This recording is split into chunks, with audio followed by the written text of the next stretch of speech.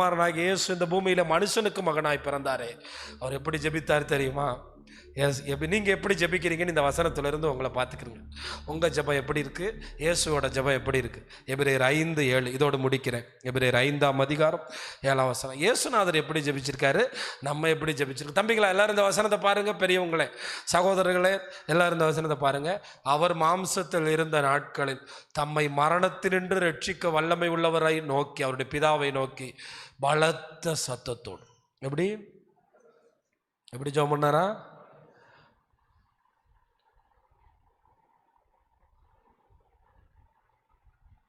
எப்படி ஜெபம் பண்ணார்ப்பா? பயபக்திக்குரிய தேவன் கண்ணீரோடு எப்படி பண்ணாரா? கெத்செமனே தோட்டத்தில் உங்கள் பாவம் நம் பாவம் எல்லாம் பார்த்து அவருடைய வேதனைக்காக இந்த ஜெபம் இப்படித்தான் இயேசுநாதர் பண்ணி காமிச்சார். வேண்டுதல் செய்து என்ன செய்தான்? தமக்கு உண்டான பயபக்தி நிமித்தம் கேட்கப்பட்ட ஜெபம். எதுக்கு நிமித்தம் கேட்கப்படுது? அப்போ ஏன் நம்ம குடும்ப ஜெபம் அதான் நம்ம சபையில் பண்ணுற ஜெபம் கேட்கப்படலை. அப்போ முதல்ல அங்கே எல்லாரும் கவனிங்க, நான் முடிக்க போகிறேன். ஜெபிக்கும் போது முதல் முடிவு என்ன எடுக்கணும்னா, பயபக்தினா முழங்காலில் நின்றா மட்டும்தானா? இல்லை, ஜெபிக்கிற ஒவ்வொரு முடிவு பண்ணணும்.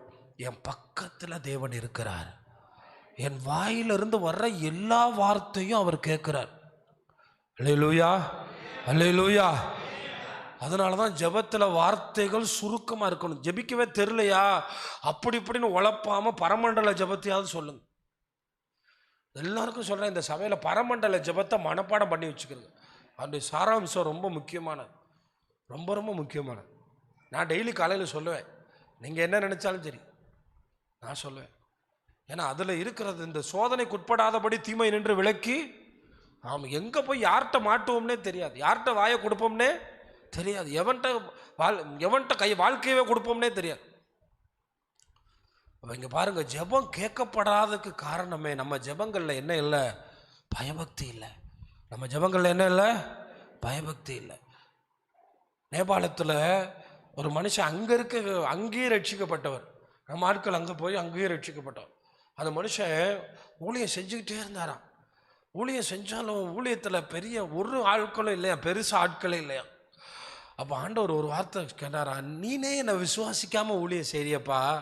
எப்படி நீனே என்ன விசுவாசிக்காமல் ஊழியம் செய்கிற? அப்போ நான் என்ன செய்கிறது? நீ பயபக்தியாக ஜெபிக்க. அதோட அவங்க மனைவி அப்போ தான் கன்சீவாக இருக்காங்களாம். 3 நாள் ஆண்டவரை நோக்கி ஜெபிக்க ஆரம்பித்தாங்களாம். கொஞ்சம் சாப்பாட்டெல்லாம் குறைச்சிட்டு ஒரு வேளை சாப்பாடு கண்ணீரோடு, ஆண்டவர் இத்தனை வருஷம் ஊழியம் செய்கிறோம், நாங்கள் வாழ்கிற பகுதி இந்த நேபாளம் ரொம்ப ஒரு பயங்கரமான நாடு தான், சூழ்நிலை சரியில்லை. ஒரு பக்கம் காசி, ஒரு பக்கம் அப்படியே நேபாளம், அந்த எல்லாம் ஒரு பார்டரில் இருக்கான்.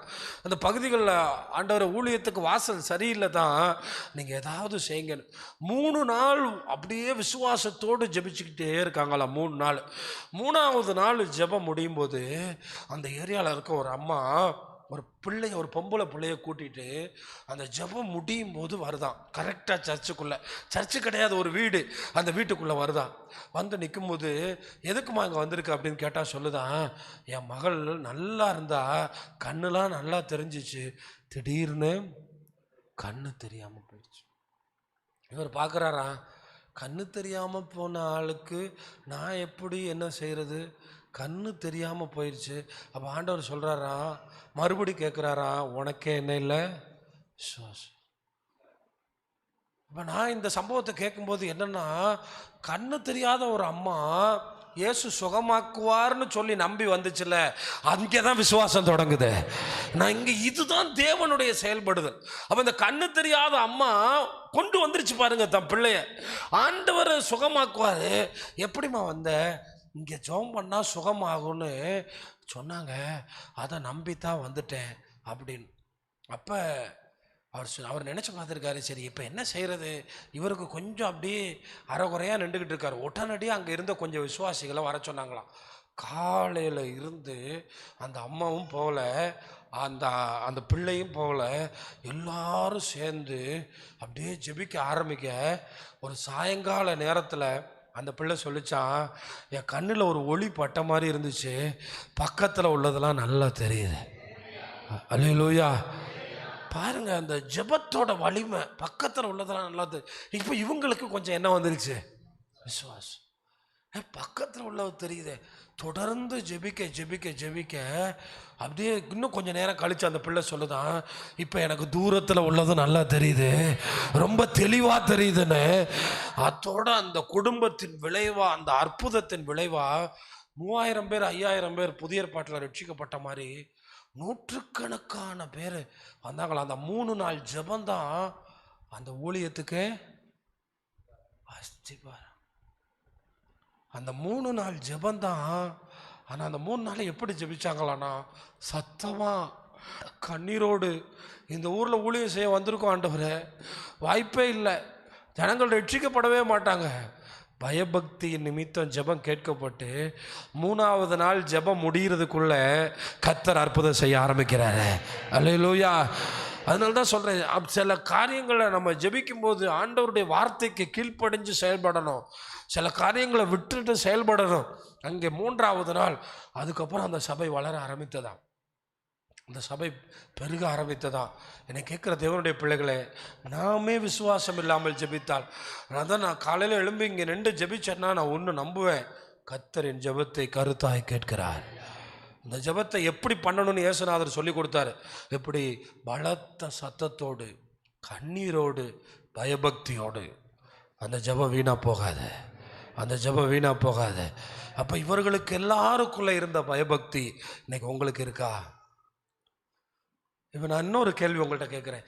இயேசுநாதர் பிதாவுக்கு சமமானவராக இருந்தோம், அவர் ஏன் பயபக்தி உள்ளவராக இருந்தார்? அவர் ஏன் இருந்தார் தெரியுமா? இந்த வசனத்தோட மேல் பகுதி இருக்கு பாருங்க, அவர் மாம்சத்தில் இருந்தார். எப்படி இருந்தார் சொல்லுங்க? அவர் உங்களை போல என் போல இருந்தார். அப்போ அவருக்கும் ஜெபம் கேட்கப்பட்ட வேண்டிய சூழ்நிலை இருந்தது, அவருக்கும். இப்போ உங்களுக்கு சொல்கிறேன், இந்த ஜெபம் கேட்கப்பட்ட சம்பவத்தை சொல்கிறேன். இயேசுநாதர் சிலுவை எப்படி சுமந்தார் தெரியுமா? நம்மளால் ஏன் சுமக்க முடியலன்னு அவர் விசுவாசத்தோடு ஜெபித்தார். அந்த விசுவாசத்துக்கு அடையாளத்தை உங்களுக்கு நான் சொல்லவா? அந்த ஜெபத்தில் ஒவ்வொரு தடவை எந்திரிச்சு போய் பேதுருவை கூப்பிட்றாரு. பேதுரு, எனக்காக நீயும் என்ன பண்ணு, யோவான் எனக்காக. அவங்களும் எப்படி இருக்காங்க? அதோட மீண்டும் போய் தரையில் விழுந்து மோங்குப்புற விழுந்து தாழ்த்தி ஆண்டவரை நோக்கி ஜெபிக்கிறேன். இங்கே இருக்கிறவங்களுக்கு சொல்கிறேன், உண்மையாக பயபக்தியோடு உங்கள் எதிர்காலத்துக்காகவோ எப்படி விசுவாசம் வரும் உங்கள் வாழ்க்கைக்கு? நீங்கள் ஜெபிச்சு பாருங்கள். ஆண்டவருடைய அந்த நெருக்கமான சூழ்நிலையில் ஜெபிச்சார். நிறைய பேருக்கு தெரியாத ஒரு ரகசியம் என்ன தெரியுமா? அவர் ஜெபிச்சு முடிச்சு இரத்த வேர்வை சிந்தி அவர் நில குலைஞ்சு போகும்போது பரலோகத்தின் பிதா தூதனை அனுப்பி, யார் அனுப்புறாரு? இயேசுவை சப்போர்ட் பண்ணுறதுக்கு 2 தடவை தூதர்கள் வந்தாங்க. சீனாய் மலையில் 40 நாள் உபவாசத்துக்கு அப்புறம் வந்தாங்க. கெச்சமனை தோட்டத்தில் இவங்கெல்லாம் தூங்கினப்ப அந்த 2 சீஷர்கள் வந்து என்ன சொல்லியிருப்பாங்க? இன்னும் கொஞ்ச நேரம்தான், இந்த சிலுவையை மட்டும் சுமந்து விடுங்கள். நாம் அறியாத ஒரு போஜனத்தை கொடுத்து அவரை பலப்படுத்தி அவரை அந்த சிலுவைக்கு அனுப்பினார்கள். அல்லேலூயா. அது அந்த ஜெபத்தின் மூலம் தான் கிடைத்தது. எதன் மூலம்? ஆனால் இப்போ எப்படி தெரியுமா? ஜெப உதவிக்கு. உங்கள் பயபக்தி நிமித்தமே உங்கள் ஜெபத்தை தேவன் கேட்க முடியும்.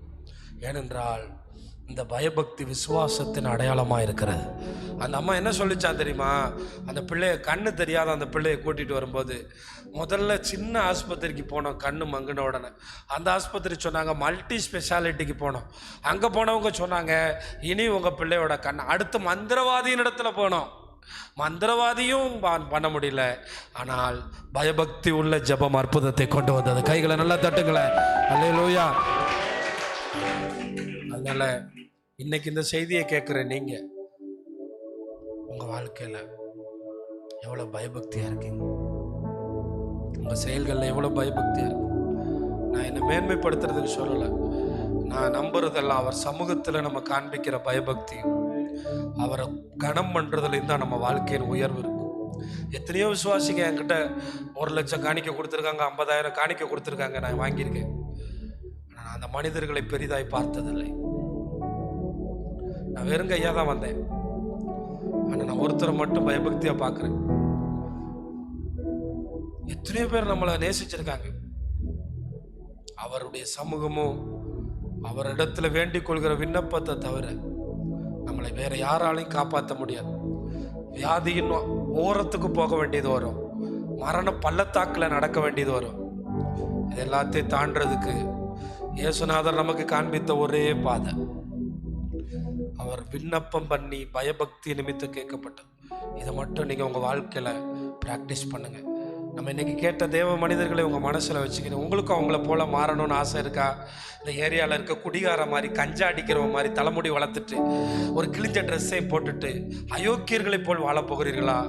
நான் காண்பித்த இத்தனை தாசர்களைப் போல் வாழப்போகிறீர்களா? ஒரு ஈசாக்காக, ஒரு நோவாவாக, ஒரு தாவீதாக இந்த சாட்சியா வாழ்றதுக்கு எத்தனை பேர் நிற்கிறீங்க? உங்களுக்கு ஒரு ஆசை இருக்கா? அப்ப தேவனுக்கு முன்பாக பயபக்தியோடு நாம் நிற்போம். நம்முடைய தேவன் மரித்தோரையும் எழுப்புகிற தேவன். மரணத்துக்கு பின்பும் நமக்கு ஆயத்தம் பண்ணி வைத்திருக்கிறார். அவர் ஆயத்தம் பண்ணினவைகள் பெரியது. நான் தான் சொல்லுவேன், ஆண்டவரே, பேதுரு சொன்னார்ல, உம்மை விட்டு நான் எங்கப்பா போவேன்னு. நான் சொல்லுவேன், ஆண்டவரே, வீடுகளை கொடுக்கறதுக்கு இங்கே தெய்வங்கள் உண்டு, நிலங்களை கொடுக்க தேவர்கள் உண்டு, வேலைகளை கொடுக்க தேவர்கள் உண்டு. மரணத்துக்கு பின்னான ஒரு வாழ்வை கொடுப்பது, நித்திய ஜீவனை கொடுப்பது நீர் மாத்திரமே ஆண்டவரே. உம்மை தவிர அப்படிப்பட்ட தெய்வம் இல்லை. அதனால சொல்றேன், ஆண்டவரே, உம்மை விட்டு நான் எங்க போவேன்? பணம் கொடுக்கறதுக்கு தனியா தெய்வம் இருக்கு, படிப்பு கொடுக்க தெய்வம் இருக்கு, தொழில் கொடுக்க தெய்வம் இருக்கு. ஆனா நித்திய ஜீவனை கொடுக்கறதுக்கு ஒரே ஒரு தெய்வம். அவர் வேணுமா உங்களுக்கு? அவருக்கு முன்னாடி பயபக்தியா இருப்பீங்களா? இனிமேல் சர்ச்சுக்குள்ள வரும்போது தேவன் இருக்கிறார், அது உங்களுக்கு புரியாது. அந்த அவர் இருக்கிறாருங்கிற உணர்வு உள்ளவங்களுக்கு தான் புரியும். அவன் அப்படியே ஒரு நிமிஷம் எழும்பி நின்று, ஆண்டவரே,